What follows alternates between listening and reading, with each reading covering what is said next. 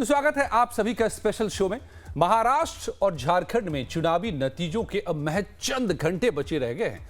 दोनों राज्यों में किस दल को कुर्सी मिलेगी, कौन सत्ता पर काबिज होगा, ये कल सुबह 8 बजे रुझान में पता चलने लगेगा और दोपहर होते होते तो तस्वीर भी साफ हो जाएगी। दोनों ही राज्यों में बीजेपी और कांग्रेस अपने अपने गठबंधन के जीतने का पुरजोर दावा कर रही है, लेकिन गठबंधन के भीतर भी कुर्सी को लेकर के जो जंग छिड़ी है वो भी सबके सामने रह रहकर आ रहा है। इसमें भी कई दावेदार हैं। महाराष्ट्र में तो इसकी शुरुआत भी हो चुकी है। महायुति के सहयोगी एनसीपी अजित गुट के मुखिया अजित पवार की तस्वीर भी पोस्टर्स के जरिए महानगरी में पाट दी गई है और इस तस्वीर में उन्हें मुख्यमंत्री के तौर पर दिखाया जा रहा है। पुणे और बारामती में नतीजों से पहले ही अजित पवार को महाराष्ट्र का अगला मुख्यमंत्री बताने के पर सियासत भी शुरू हो गई। जगह जगह उनके होर्डिंग्स लगे दिखाई दे रहे हैं। नतीजे से पहले मुख्यमंत्री पद पर दावेदारी सिर्फ महायुति में ही नहीं हो रही है, बल्कि महाविकास आघाड़ी में भी बयानबाजी हो रही है। मुख्यमंत्री के चेहरे पर कांग्रेस के प्रदेश अध्यक्ष नाना पटोले ने कल यानी गुरुवार को कहा था कि कांग्रेस के नेतृत्व में नई सरकार बनेगी। इसी पर गठबंधन के सहयोगी और शिवसेना यूबीटी सांसद संजय राउत ने जवाब भी दे दिया। संजय राउत ने कहा कि हम नहीं मानेंगे, कोई नहीं मानेगा, हम लोग बैठकर तय करेंगे, आघाड़ी सरकार बाद में बैठकर तय करेगी। अगर नाना पटोले को राहुल गांधी, प्रियंका गांधी खड़गे ने कहा हो कि आप सीएम बनेंगे तो उनको ऐलान करना चाहिए। सुन लीजिए। महाराष्ट्र में कांग्रेस की लीडरशिप में ही सरकार महाविकास आघाड़ी की बनेगी। उस तरह से जो मतदान का जो रुझान आ रहा है, कॉल आ रहा है, जो लोग मतदान के लिए जा रहे हैं, तो उसके आधार पर राज्य में कांग्रेस की सबसे ज्यादा कैंडिडेट चुन के आएंगे और महाविकास आघाड़ी की सरकार आएंगी, इसमें कोई दो मत नहीं है। ये काले पत्थर पे सफेद लकीर है। ये नहीं मान लूंगा और कोई नहीं मानेगा कि महाविकास आघाड़ी की सरकार हम बैठकर तय करेंगे। अगर नाना पटोले जी ने ऐसा कहा है और नाना पटोले जी को कांग्रेस हाईकमांड ने कहा है कि आप मुख्यमंत्री बन रहे हो, तो राहुल गांधी, प्रियंका, सोनिया, खड़गे साहब ने इस प्रकार से ऐलान करना चाहिए। बिल्कुल।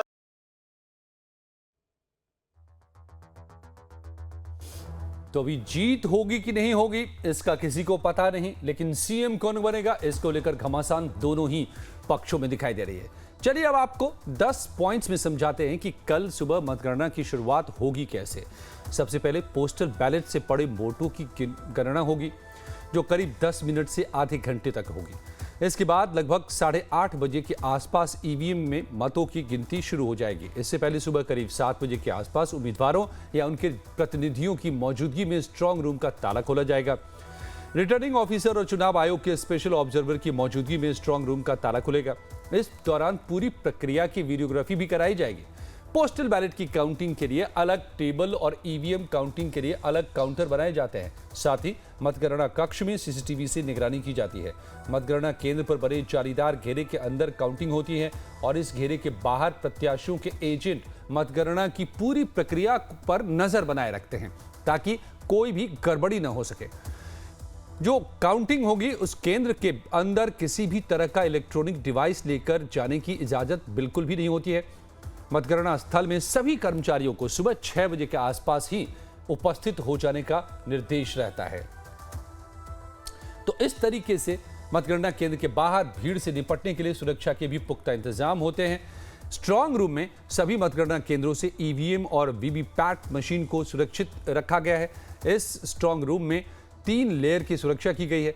साथ ही स्ट्रांग रूम की सीसीटीवी से निगरानी भी रखी जा रही है। तो साफ है कि पूरे चाक चौबंद इंतजाम के बीच सबकी निगाहों में रखते हुए, यानी सबके मतलब सभी पार्टियों और जो ऑब्जर्वर्स होते हैं, जो कर्मचारी अधिकारी होते हैं, तभी मतगणना होती है, तो ताकि गड़बड़ी की कोई गुंजाइश ना हो।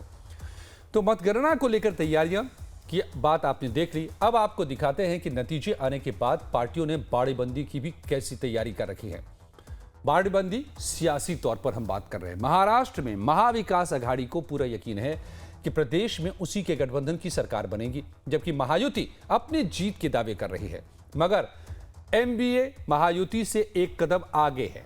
ऐसा हम इसलिए कह रहे हैं क्योंकि नतीजे आने से पहले महाराष्ट्र में एमवीए ने विधायकों की बाड़ेबंदी की तैयारी भी शुरू कर दी है।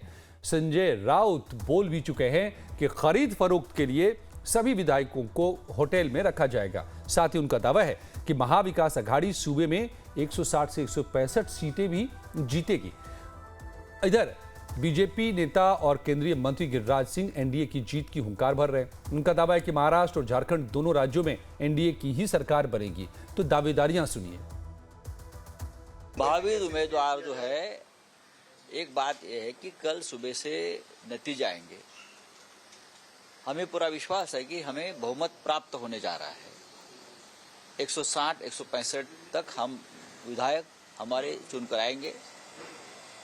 महाराष्ट्र बहुत बड़ा राज्य है, दूर दरार से लोग चुनकर आएंगे। मुंबई में आने के बाद उनके लिए रहने के लिए जगह नहीं है, कहाँ रहेंगे वो, भागम भाग होगी, उनके ऊपर प्रेशर रहेगा ये लोगों का, खोखे वालों का। तो सबकी रहने की व्यवस्था एक होटल में एक जगह पर करने की योजना हम बना रहे हैं। एग्जिट पोल अपना काम करता है और कार्यकर्ता का फीडबैक हमारा सर्वोपरि होता है। कोई मुंगेरी लाल की हसीन सपने देखे कि 160 आ रहा है तो हम देखने में क्यों मना करेंगे। मुंगेरी लाल के हसीन सपने देखे।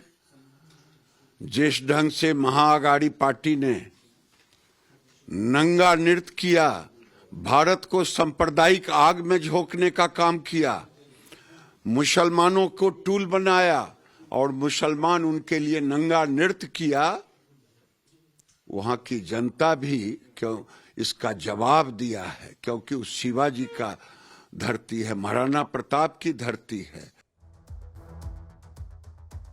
तो दावेदारियां दोनों तरफ से पुरजोर हैं। उधर महाराष्ट्र कांग्रेस के अध्यक्ष नाना पटोले तो कहते हैं कि महाविकास अघाड़ी के सभी नेता अगर मुझे मुख्यमंत्री बनाते हैं तो मैं मुख्यमंत्री बनने को तैयार हूं। जबकि केंद्रीय मंत्री रामदास अठावले एनडीए की सरकार बनने का दावा कर रहे हैं। ये भी सुन लीजिए। सर, मुख्यमंत्री होणार संभावित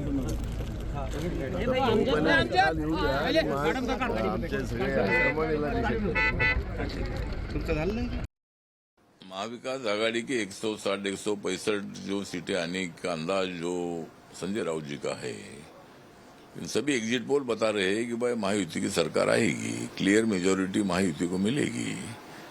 संजय राउत और महाविकास आघाड़ी को अगर 160-65 सीट मिलती है तो उनको सरकार बनाने का अधिकार है। हमारी उनको हार्दिक बधाई है कि भाई वो अगर इतनी सीटें मिलती हो तो सरकार बनाए, लेकिन पहले ये बताए कि वह मुख्यमंत्री कौन बनने वाला है। महाविकास आघाड़ी में कांग्रेस पार्टी का भी मतलब वहाँ आग्रह है, उद्धव ठाकरे जी का भी आग्रह है, लेकिन जो एग्जिट पोल के जो रिपोर्ट आ रहे हैं उसके मुताबिक माननीय शरद पवार जी की सीटें ज्यादा दिखा रहे हैं। लेकिन शरद पवार जी की तरफ जो कोई बयान नहीं आ रहा है और शरद पवार जी को ज्यादा सीटें मिल रही है, लेकिन सरकार बनाने तक ज्यादा सीटें हमको मिल रही है, तो महाविकास आघाड़ी के सरकार बनने का सवाल उठता नहीं है। तो भले दावेदारियां दोनों तरफ से जबरदस्त हो रही हों जीत की, लेकिन डर दोनों तरफ है। खास करके महाविकास अघाड़ी में दिखाई दे रहा है कि क्या जीत पाएंगे या फिर जीत के करीब होकर रह जाएंगे या फिर जीत के आसपास ही पहुंच पाएंगे। तो ऐसे में कहीं विधायक टूटेंगे तो नहीं। यही वजह है शायद कि बाड़ेबंदी की तैयारी शुरू हो चुकी है, यानी कि जो विधायक जीता जाएगा उसको घेरते हुए रखने की तैयारी। महाराष्ट्र से लेकर झारखंड तक में यह दिखाई दे रहा है। दोनों गठबंधन के दल इस कोशिश में जुट गए हैं कि जीते हुए विधायकों को कैसे अपनी पाले में बनाकर रखा जाए। लिहाजा महाराष्ट्र में महाविकास अघाड़ी ने तो इसका खुल्लम खुल्ला ऐलान तक कर दिया है, जबकि सूत्रों के मुताबिक महायुति में भी अंदरूनी रणनीति तैयार हो रही है। हाल के दिनों में कई राज्यों में तेजी से लोकप्रिय हो रही रिजॉर्ट राजनीति कोई नई बात नहीं है। भारत में पिछले कुछ सालों में झारखंड, महाराष्ट्र, बिहार में इस तरह के कई आलिशान रिजॉर्ट देखने को मिले हैं जहां पर विधायकों को रखा गया। आपको इसके इतिहास से भी रूबरू करवाएं कि रिजॉर्ट राजनीति की शुरुआत कब और कैसे हुई, ये भी दिलचस्प है। देखिए, 1982 में हरियाणा में यह राजनीति दिखाई पड़ी जब विधायकों को एकजुट करके रखा गया रिजॉर्ट में। 1983 में कर्नाटक में ये दिखा, 1995 में गुजरात में, 2020 में बिहार में, 2022 में राजस्थान में, 2023 में मध्य प्रदेश में, और ना जाने ऐसे कई और आंकड़े हैं राज्यों के जहां पर चुनाव के वक्त विधायकों की शिफ्टिंग की गई और उन्हें सेफ करने का दावा किया गया ताकि वो टूटकर दूसरी पार्टी में न जा मिले।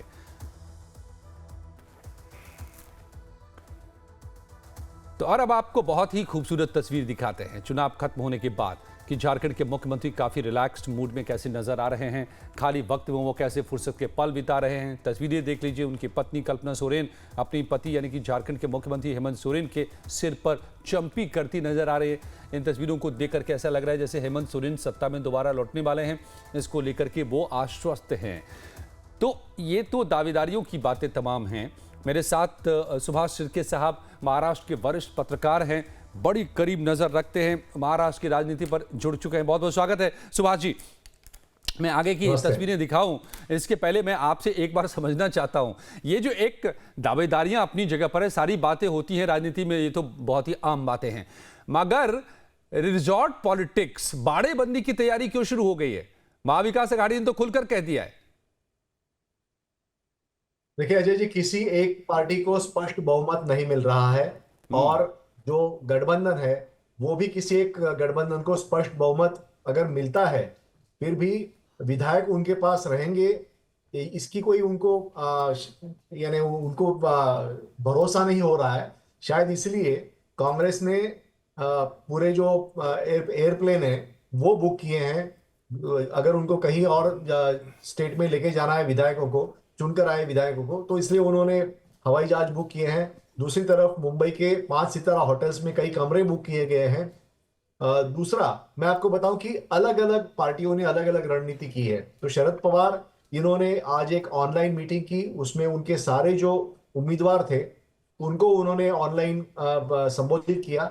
उनका कहना है कि एग्जिट पोल का जो भी आंकड़ा है उस पर ध्यान मत दीजिए, कल काउंटिंग आखिरी वक्त तक, आखिरी मिनट तक आप वहां पे बैठे रहिए काउंटिंग सेंटर में और वहां पे आप सुपरवाइज कीजिए, ऐसा उन्होंने सलाह दिया है। दूसरा उन्होंने ये भी कहा है कि 157 सीटें महाविकास आघाड़ी की यानी कांग्रेस गठबंधन की आएगी, ऐसा शरद पवार ने अपने जो उम्मीदवार हैं उनको कहा है। लेकिन उन्होंने कहा फिर भी आप कोई भी मुगालत में मत रहिए और वहां पर काउंटिंग सेंटर में डटे रहिए, ऐसा उन्होंने कहा है जी। दूसरी तरफ बीजेपी ने 6 बड़े अपने नेता जो हैं उनको जिम्मेदारी दी है कि जो इंडिपेंडेंट्स चुन के आने की संभावना है ऐसे इंडिपेंडेंट्स पे ध्यान रखा जाए और उनको मुंबई लाया जाए। तो जाहिर है कि इन इंडिपेंडेंट्स को भी रिजॉर्ट पॉलिटिक्स के तहत कहीं होटल में ही ठहराया जाएगा। तो इस तरह की जो बाड़ाबंदी है वो अलग अलग पार्टियों ने की हुई है। साफ तौर पे तो इसका मतलब जैसा आपने कहा कि ये तय लग रहा है कि किसी को स्पष्ट बहुमत नहीं मिल सकता है, पार्टियों को भी यही लग रहा है। और इसीलिए अगर कॉन्फिडेंट होती पार्टियां, जैसा कि दावा किया जा रहा है पब्लिक डोमेन में आकर के कि हमें 160 165 हमारी सरकार बन रही है वगैरह वगैरह, लेकिन अंदर खाने सभी पार्टियों को डर सता रहा है कि बॉर्डर पर जाकर अगर बॉर्डर लाइन मैंडेट आया तो फिर क्या करेंगे, टूटने से कैसे बचाएंगे। और इसीलिए रिजॉर्ट पॉलिटिक्स और इसकी वजह, लेकिन जो अगर हम बात देखें एग्जिट पोल के नतीजों पर गौर करें तो क्या था। महाराष्ट्र चुनाव के लिए सभी चैनल्स का एग्जिट पोल भी जो आप टीवी स्क्रीन पर देख रहे हैं वो भी सामने आया, एक नजर इस पे भी डालते हैं ताकि पता चल पाएगा कि ये एग्जिट पोल क्या कह रहे हैं, क्यों ये डर सता रहा है पार्टियों को। तो देखिए ये मार्ट्रिस का इस वक्त आपके स्क्रीन पर एग्जिट पोल है जिसमें ये झारखंड का हालांकि है, झारखंड में भी यही स्थिति है। यहां पर बीजेपी को तो मेजॉरिटी देती सारे एग्जिट पोल दिखाई दे रहे हैं, चाहे जेवीसी हो चाहे मार्टिस को हमने देखा 40 से 44 40 प्लस में रखते हुए 81 है यहां पर। लेकिन महाराष्ट्र की बात देखिए, बीजेपपी प्लस को 122 से 186 सीटें देती दिखाई दे रही है, पोल डायरी दे रही है, और कांग्रेस प्लस को 69 to 121 और अदर्स के खाते में 1229। तो अब फासला देखिए कि कितना बड़ा है कि 150 से 170, तो यहां भी फासला यहां कम है, लेकिन आपने पोल डायरी में देखा कि बहुत बड़ा फासला है। तो क्या वाकई यही पर टिका रहेगा, चुनाव के नतीजे टिके रहेंगे? दैनिक भास्कर में देखिए उलट जाता है मामला, एकदम कांटे की टक्कर दिखाया जा रहा है बीजेपी प्लस को, यानी कि महायुति को 125 से 140, तो कांग्रेस को भी उससे थोड़ा ही ज्यादा एज। पीपल प्लस को देखिए, बीजेपी प्लस को 175 टू 195 और कांग्रेस को 85 टू 112, तो यहां पर क्लियर मेजॉरिटी तो दिखाया जा रहा है। लेकिन तमाम अगर आंकड़ों को एक साथ आप गौर से देखें तो बड़ा ही फर्क नजर आ रहा है। तो सिरके साहब, क्या ये जो एग्जिट पोल के नतीजे हैं वो खुद ही बड़े कंफ्यूजिंग हैं? कोई कांटे की टक्कर दिखा रहा है, कोई एक तरफा बिल्कुल दिखा रहा है, कोई बहुत ज्यादा मार्जिन ले रहा है, 50-50 सीटों का, 40-40 सीटों का जो रेंज वो बता रहे हैं। इस पर कैसे एतवार करें? देखिए, ये सारे एग्जिट पोल वो कितना सैंपल ले रहे हैं इसके ऊपर डिपेंड होता है, और सैंपल जो है वो एक कॉन्स्टिट्यूंसी में कितना वो ले रहे हैं उसके ऊपर बहुत कुछ निर्भर होता है। ये एग्जिट पोल के जो भी कंपनियां हैं वो ये बताती नहीं कि कितना सैंपल उन्होंने लिया है, तो उसके ऊपर बहुत कुछ निर्भर करता है कि सैंपल आपके पास कितना है, क्योंकि जितना आप लोगों तक जाएंगे उतना आपको ज्यादा फीडबैक अच्छा आ सकता है। तो इसलिए हम देख रहे हैं कि पिछले कुछ सालों से एग्जिट पोल जो है वो फेल होते जा रहे हैं, और परिणाम जो है वो कुछ अलग ही देखने को मिल रहे हैं। जहां तक कि अमेरिका में भी एग्जिट पोल फेल हो गए तो आप अंदाजा लगा सकते हैं। लेकिन मुझे लगता है कि एग्जिट पोल के विपरीत ये जो आ जाएगा, फैसला आ जाएगा, क्योंकि हमने देखा कि लोकसभा चुनाव में महज 1% का फासला दोनों गठबंधन के बीच रहा था, और इस बार भी उतना ही फासला रहेगा। इसलिए किसी को स्पष्ट बहुमत मिलने की संभावना नहीं है।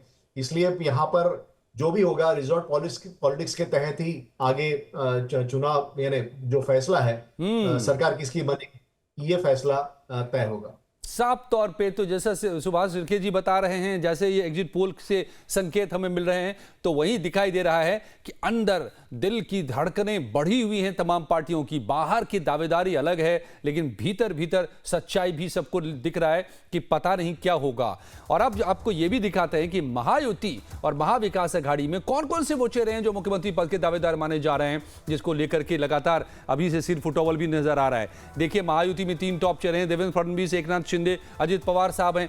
अब अजित पवार साहब ने तो पोस्टर भी लगा दिया, उनकी पार्टी ने पार्ट दिया मुंबई में पोस्टर से कि अब वही सीएम बनने वाले हैं। देवेंद्र फडणवीस के बारे में कहा जाता है कि वो टीस खाए बैठे थे, सीएम से वो डिप्टी सीएम बन गए। जो प्रेमचंद की एक लाइन थी ना कि अमीरी की कब्र पे पनपी गरीबी बड़ी ही जहरीली होती है, तो कहीं वही तो बात नहीं हो रही है। और नाना पटोले साहब दूसरी तरफ अगर महाविकास अघाड़ी की बात करें, खुद अपने से कह रहे हैं कि लोग बनाएंगे तो मैं बन जाऊंगा सीएम। अब इस पर उद्धव ठाकरे आग बबूला हो जा रहे हैं। संजय राउत आके कह रहे हैं, कौन होते हैं वो कहने वाले, कहें राहुल गांधी, सोनिया गांधी कर दे इसका ऐलान, खड़गे साहब कर दे ऐलान। तो सुप्रिया सुले के भी मन में कहीं ना कहीं है जो फॉर्मूला महाविकास अघाड़ी में फाइनली टिकट बंटवारे को लेकर था, वो बराबर बराबर करके किया था शरद साहब ने, तो उसमें चांस बन सकता है सुप्रिया सुले का भी। क्या अब इस पर सुभाष जी आपका क्या टेक है? तो चलिए शुरू करते हैं महाअघाड़ी से।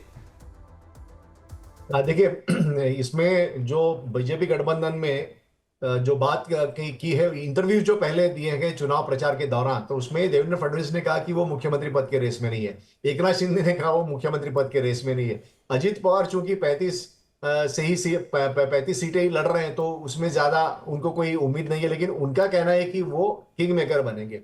तो विनोद तावड़े जो नेशनल जनरल सेक्रेटरी है बीजेपी की, उन्होंने कुछ दिनों पहले इंटरव्यू दिया था। उन्होंने कहा था कि कोई अलग ही नाम आ सकता है, यानी बीजेपी का अब तक का जो हरियाणा और बाकी राज्यों का अगर हम देखें तो उसमें अलग ही नाम आ जाएगा, ये संभावना काफी है। तो लेकिन हालांकि देवेंद्र फडणवीस इनका चेहरा बनकर ही बीजेपी ने पूरा प्रचार किया था। अब बारी आती है महाविकास आघाड़ी की, जो कांग्रेस गठबंधन है, उसमें नाना पटोले इनको मिलेगा ये उम्मीद नहीं है, क्योंकि कांग्रेस के बाकी दिग्गज भी बहुत सारे हैं। उद्धव ठाकरे अगर इसमें महाविकास आघाड़ी में ये तय है कि जिसकी ज्यादा विधायकों की संख्या उस पार्टी का मुख्यमंत्री का चेहरा होगा। तो कांग्रेस सबसे ज्यादा सीटें लड़ रही है, अगर कांग्रेस का स्ट्राइक रेट ज्यादा रहा तो कांग्रेस का मुख्यमंत्री बनेगा। और दूसरा, अगर शिवसेना का स्ट्राइक रेट ज्यादा रहा तो उद्धव ठाकरे बनेंगे, ये तो तय है। लेकिन तीसरी जो नेशनलिस्ट कांग्रेस पार्टी है, शरद पवार गुट, उसमें सुप्रिया सुले को नहीं दिया जाएगा। जयंत पाटिल का नाम इसमें आगे चल रहा है। जयंत पाटिल अभी जो वर्तमान में एनसीपी शरद पवार गुट के स्टेट अध्यक्ष हैं, प्रेसिडेंट है, और उनका नाम सबसे आगे अभी चल रहा है। ओके, लेकिन क्या लग रहा है आपको, जिस तरीके से अभी से दावेदारी शुरू हो गई है, बार बार कह रहे हैं नाना पटोले इस बात को खुल करके पब्लिक डोमेन में आकर के कह रहे हैं कि मुझे सीएम बनाया जाएगा तो मैं बनने को तैयार हूं, और इस पर रिएक्शन भी आ रहा है शिवसेना की तरफ से कि वो कौन होते हैं कहने वाले, अगर बोलना है तो पार्टी के शीर्ष नेता कांग्रेस के बताएं। तो ये इसको लेकर के अगर बहुमत मिलता है महाअघाड़ी को तो ये एक समस्या बन के खड़ी हो सकती है।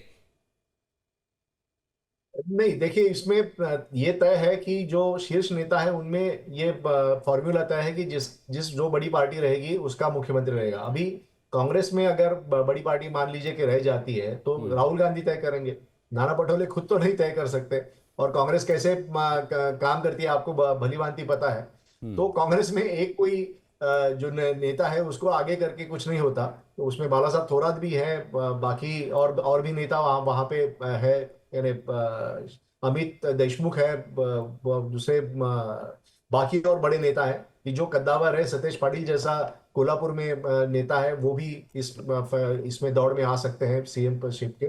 तो कई सारे नेता कांग्रेस में हैं। तो नाना पटोले, इनके खिलाफ भी कई कांग्रेस नेता हैं जो नहीं चाहते थे कि नाना पटोले स्टेट प्रेसिडेंट रहे, तो वो लोग भी जुड़ जाएंगे। नाना पटोले ऐसा क्यों कह रहे हैं और खुद की छवि डाउन कर रही है मुझे पता नहीं है, लेकिन उनको आदत है। तो इस तरह का माहौल है। लेकिन मुझे लगता है कि देखिए, चुनाव परिणाम जो है वो काफी अनोखे और विचित्र तरीके से होने वाले। मैं आपको एक उदाहरण देता हूँ। जी जी।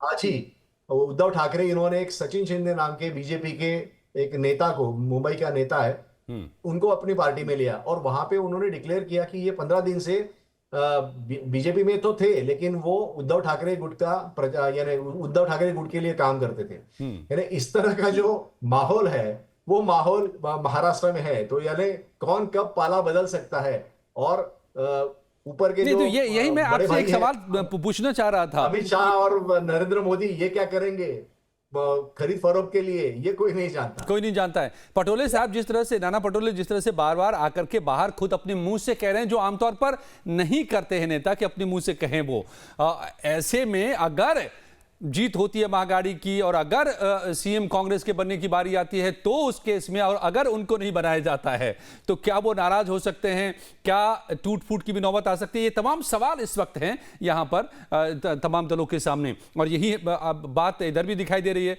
क्यों अभी से पोस्टर लगाए जा रहे हैं अजीत पवार के? ये अपने आप में बड़ा सवाल है कि क्या अगर वहां पर ऐसी नौबत आती है, और उनको सीएम बनाने का तो सबसे कम अभी तक चांस है क्योंकि जो अभी परफॉर्मेंस लोकसभा में रहा था उनका, तो फिर भी अगर पोस्टर लग रहे हैं तो क्या वो कहीं फिर से अपने चाचा जी के पास जा सकते हैं क्या?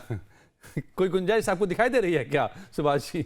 देखिए, कुछ महाराष्ट्र पॉलिटिक्स में कुछ भी नहीं कहा जा सकता। महाराष्ट्र पॉलिटिक्स में कुछ भी कहा जा सकता है। मैं आपको उदाहरण के तौर पे बताऊं कि नवाब मलिक जो अजित पवार गुट के पास हैं, उन्होंने तो चुनाव प्रचार में ही कहा था कि एकनाथ शिंदे शरद पवार के साथ चले जाएंगे। तो ये जो मामला है महाराष्ट्र में, कुछ भी हो सकता है, ये हमने देखा है इसके पहले। कोई नैतिकता नहीं है महाराष्ट्र में, और जिस तरह से पार्टी में फूट हुई है, घर के शरद पवार जितने बड़े नेता, उन्होंने अजित पवार को खड़ा किया और अजित पवार ही उनके खिलाफ खड़े हो गए। तो एकनाथ शिंदे का भी यही हाल है कि उनको सबसे ज्यादा जो पद है और जो भी रुतबा है उनको वो उद्धव ठाकरे ने दिलाया था, लेकिन वो आज उद्धव ठाकरे के खिलाफ, इनके खिलाफ बोल रहे हैं। तो ये जो माहौल है हमने देखा है, इसलिए महाराष्ट्र में कुछ भी कहा नहीं जा सकता। तो जो मतलब सुभाष जी आप कह रहे हैं कि जो पिछले 5 सालों में आप जो कह रहे हैं उसका एग्जांपल पिछले 5 साल में हम देख भी सकते हैं। हर पार्टी दो टुकड़ों में बट गई और क्या क्या चलता रहा, कितनी उठा पटक हुई यहां पर, सत्ता कैसे एक पक्ष से दूसरे पक्ष तक पहुंच गई पार्टियों को तोड़ते हुए तमाम पार्टियां, तो ये तो दिखाई पड़ा है। लेकिन अब अभी भी गुंजाइश बनी हुई है कि फिर से एक बार ये टूटने फूटने और इधर से उधर होने के बहुत सारे हालात बन सकते हैं अगर यहां पर क्लियर मैंडेट नहीं आया, और वो भी जोरदार मैंडेट नहीं आया, तो इसके आसार बहुत ज्यादा हैं। और इसीलिए रिजॉर्ट पॉलिटिक्स और रिजॉर्ट तमाम किराए पर ले लिए गए हैं, रेंट आउट कर लिए गए हैं, और सभी जीतने वाले विधायकों को वहां पर भेजा जाएगा कल, क्योंकि उसके बाद यही सब हो सकता है। सुभाष जी, हम आपसे तब भी जुड़ेंगे जाहिर है, और कल जो हम बता रहे हैं कि सुबह से लगातार लाइव टाइम्स पर आपको लाइव खबरें और ऑथेंटिक खबरें, ये नहीं कि तेजी के चक्कर में हम अनाप शनाप के आंकड़े आपको बताएं।